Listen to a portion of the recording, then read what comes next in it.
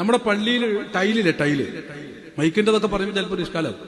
നമ്മുടെ പള്ളിക്കലെ ടൈല് അതേതായാലും എല്ലാ മുജാഹിദ് പള്ളിയിലും എല്ലാ വഹാബി പള്ളിയിലും എല്ലാ ജമാഅത്ത് ഇസ്ലാമിന്റെ പള്ളിയിലും എല്ലാ സംഘത്തിന്റെ പള്ളിയിലും ടൈലിപ്പുണ്ട്. ഞങ്ങളെ പള്ളിയിൽ ഗ്രാനൈറ്റ് ആണ്. ഓ, എന്ത് പറയുമ്പോഴും ശ്രദ്ധിക്കണം. കാരണം ഇവർക്ക് ഇപ്പൊ ഇതൊക്കെയാണല്ലോ, അത് എന്തെങ്കിലും മറിച്ചിട്ടാ പോരെ. അന്നാ പിന്നെ ഗ്രാനൈറ്റ് ഞാൻ പറഞ്ഞ് പഠിച്ചതാണ്, ഇജ്ജ് പറഞ്ഞാണ് ശരി, ഗ്രാനൈറ്റ് ആയിക്കോട്ടെ. അല്ലെങ്കിൽ നമ്മൾ ഇന്ന് പള്ളിയിൽ പതിച്ച ഓരോന്നും പോട്ടെ, പള്ളിയിൽ തൂങ്ങുന്ന ഫാന് ഏതൊക്കെ മോഡലാ അതൊക്കെ പോട്ടെ, AC പള്ളികളിൽ എന്നൊക്കെ ഒരു സ്വഹാബി ഇത്രയും വർഷക്കാലം ദീനി ദഅവത്ത് നടത്തിയിട്ട് ഏതെങ്കിലും ഒരു പള്ളിയിൽ ടൈലുണ്ട് ഇട്ടിട്ടുണ്ടോ?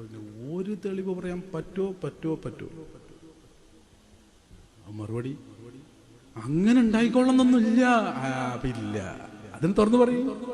അപ്പൊ നാളെ മുതൽ പള്ളി പൊളിക്കേ, ടൈല് വേണ്ടെന്ന് വെക്കേ, അതിന് കൂലിയില്ലാന്ന് പറയേ. അപ്പൊ ഞാൻ പറയുന്നത്, പള്ളിക്ക് ടൈല് കൊടുത്തവനും കൂലിയുണ്ട്. ടൈല് സ്വഹാബത്ത് കൊടുത്തിട്ടില്ല. ഗ്രാനൈറ്റ് കൊടുത്തവന് പ്രതിഫലമുണ്ട്, കൊടുത്തിട്ടില്ല ഒരു സ്വഹാബിയും. AC വെച്ചതിന് കൂലിയുണ്ട്, ഒരു സ്വഹാബിയും കൊടുത്തിട്ടില്ല. താബിഈങ്ങളിൽ ഒരാൾ പോലും ചെയ്തിട്ടില്ല. ഒരു സംഭവം പോലും ഉദ്ധരിക്കാൻ കഴിയില്ല. അതുകൊണ്ട് കൂലില്ല എന്ന് പറയരുത്. ബാക്കിയൊക്കെ ഇല്ല എന്ന് പറഞ്ഞോളി, കൂലിണ്ട്. നോക്കിയാൽ ഇതാരും ചെയ്തിട്ടില്ലെങ്കിലും കൂലിണ്ട്.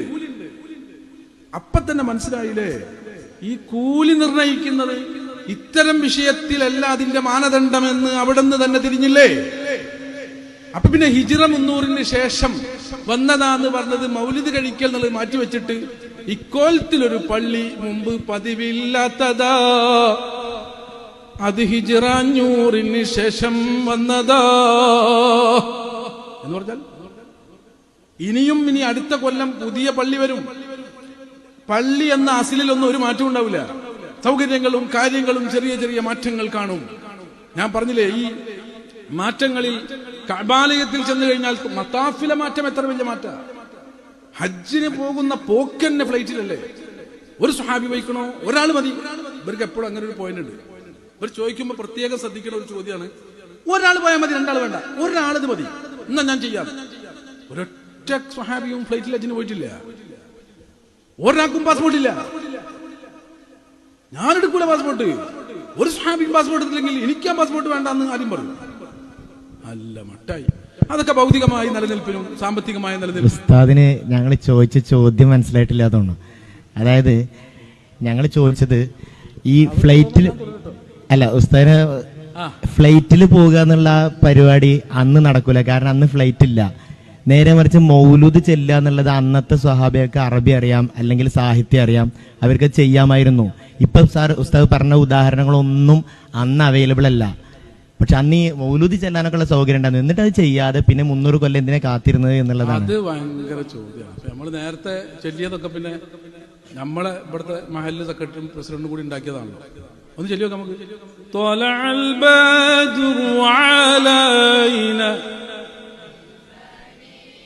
ياتي الوداع وجب الشكر علينا ما دعا لله داع.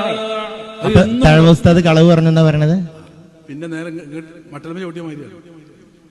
ദേവസ്ഥാൻ കളവ് പറഞ്ഞിട്ടില്ല, ഞാനും പാടിയില്ലേ. ഇക്കോലത്തിലൊരു പള്ളി മുമ്പ് പതിവില്ലാത്തതാ, അത് ഹിജ്റ 500 ശേഷം വന്നതാ. ഞാൻ നോണ പറഞ്ഞോ? ഇല്ല. ആ പള്ളിക്ക് കൂലിയേ ഉണ്ട്. അതേപോലെയാണ് അവസ്ഥ പറഞ്ഞത്. അതായത് അന്ന് ഉള്ളതിൽ നിന്ന് മലിക്കുൽ മുദഫറിന്റെ കാലം വന്നപ്പോൾ അതാണ് ആ മജ്ലിസിന് ആ പേരിട്ട്. നമ്മൾ മലിക്കുൽ മുദഫർ എന്നാണ് നമ്മൾ മജ്ലിസിന്റെ പേര്. മലിക്കുൽ മുദഫർ രാജാവ്, രാജാക്കന്മാർക്ക് പല ഹോബികളുണ്ടാവും.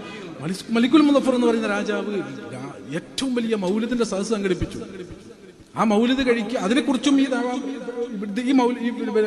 ഏടി തന്നെ കാണാൻ പറ്റും. ഈ ബൈത്തിന്റെ ഭാഗിയായിട്ട് അത് പറയുന്നുണ്ട്. മൗലിദ് കഴിക്കുന്നന്ന് അടയ്യായിരം പൊരിക്കുന്നതാണ് കൊഴിയും 10,000, കൂടാതെ 1,30,000 പാത്രങ്ങളിൽ അലുവായുമുണ്ടോരോ തരം. ചുരുക്കി പറഞ്ഞാൽ 3 ലക്ഷം പൊന്ന പ്രതിവർഷവും മൗലിദ് കഴിക്കാനെന്നാ.